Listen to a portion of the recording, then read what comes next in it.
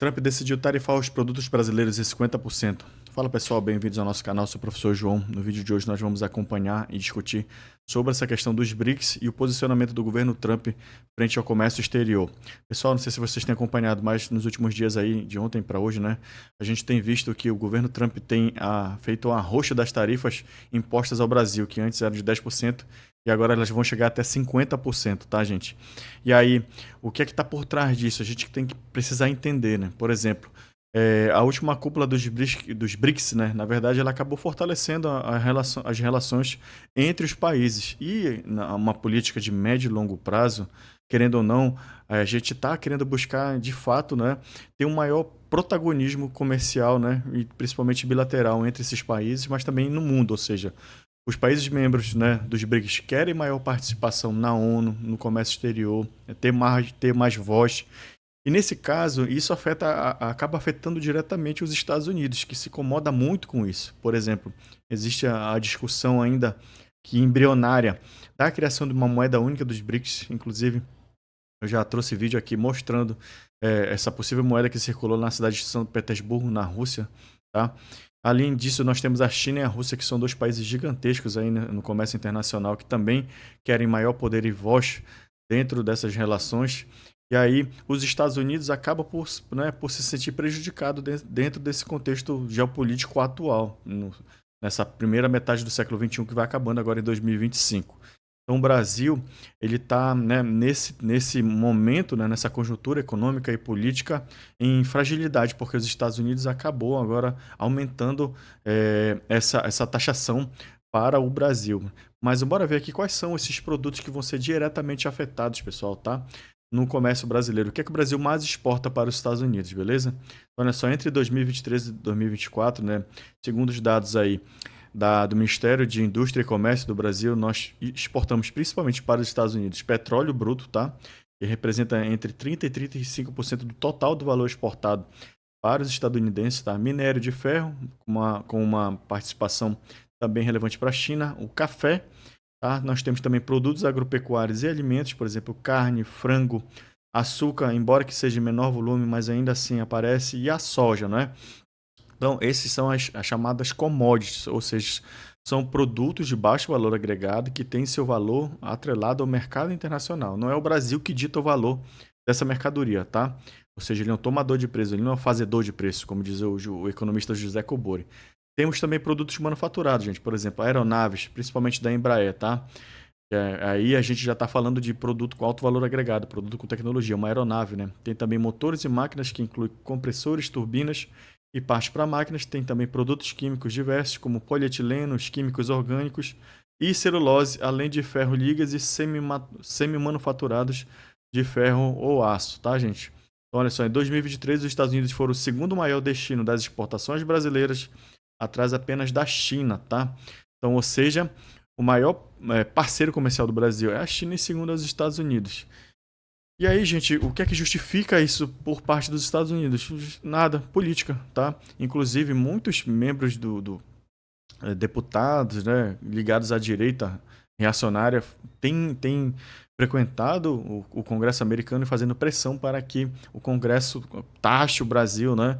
Justamente porque na cabeça deles existe uma espécie de perseguição política contra a direita, né? E aí envolve o caso do Bolsonaro, do julgamento contra o golpe.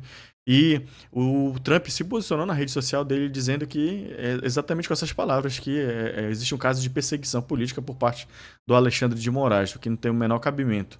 Inclusive, um economista, tá, gente, um economista que ganhou o prêmio Nobel, tá, que ele tem uma coluna no The Economist, ele dedicou, inclusive, a sua escrita, né, para falar recentemente de que isso pode até, inclusive, causar o impeachment do presidente Trump por querer se intrometer na política doméstica de um outro país, o que é extremamente grave.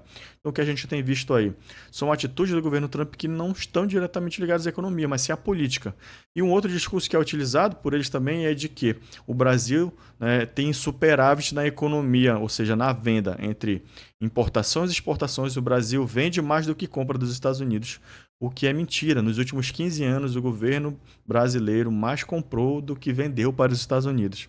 Ou seja, quem tem um superávit na balança comercial é os Estados Unidos e não o Brasil. Ou seja, a gente meio que sai perdendo nessa conta. tá? Então o governo Trump, o próprio Trump utilizou essas palavras para dizer que o Brasil tem comercializado em demasia com eles e ele sai perdendo, o que não é verdade. E outro ponto é o contexto político da direita, né? Ou seja, ele quer interferir, ele quer que, de fato, ano que vem seja eleito alguém da direita, né? Aqui. Tanto é que o próprio filho do Bolsonaro ele tem feito visitas constantes ao Congresso americano fazendo esse tipo de pressão, né? Dizendo que ele está sendo perseguido.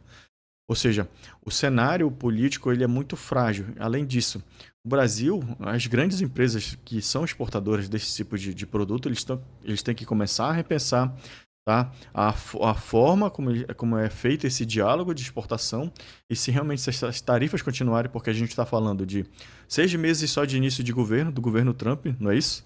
E agora tem mais 3 anos e meio, ou seja, existe um quadro de instabilidade econômica e política muito forte ligada a essa conjuntura. Ou seja, as empresas têm que começar a pensar em novos parceiros econômicos desde agora, porque mesmo que o Trump volte atrás, né, na sua política de taxação de 50% e diminua, sei lá, para 25%, ainda é muito.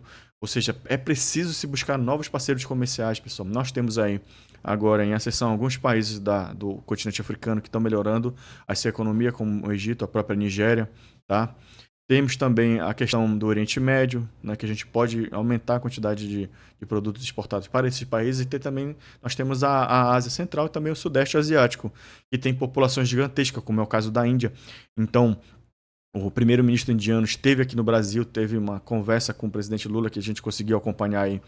E eles gostaram, né, das relações, ou seja, eles buscam fortalecer as relações entre Brasil e Índia, o que é muito importante porque a gente está falando de um mercado consumidor de mais de 1 bilhão, né, de habitantes, que é o mercado indiano. Ou seja, nós temos também o Japão, não é isso? Ou seja, nós temos a China, que são populações gigantescas e o Brasil tem que começar a buscar, né, uma variabilidade de empresas e populações de mercados consumidores dentro do mundo. Se nós temos hoje como o segundo maior parceiro dos Estados Unidos, amanhã nós temos que ir de forma gradual, né, regressiva, diminuir a participação de exportações para o mercado americano, porque a gente não pode ficar à mercê desse tipo de pressão, né? Justamente uma pressão que é política, que não é nem econômica. Ou seja, é preciso escalar as mangas, aumentar, né, a nossa rede de relações internacionais, comércio bilateral, em busca de novos mercados consumidores. Correto, pessoal? Então, se você gosta desse tipo de conteúdo, aí segue o nosso perfil, que a gente sempre fala sobre geopolítica, política, tá? As atualidades, conflitos no mundo, por que vem acontecendo, fazendo nossas discussões. Nós temos o short que a gente coloca de forma diária, tá? Se você quiser também, segue a nossa página no Instagram, é @profjoãoamorim, tá?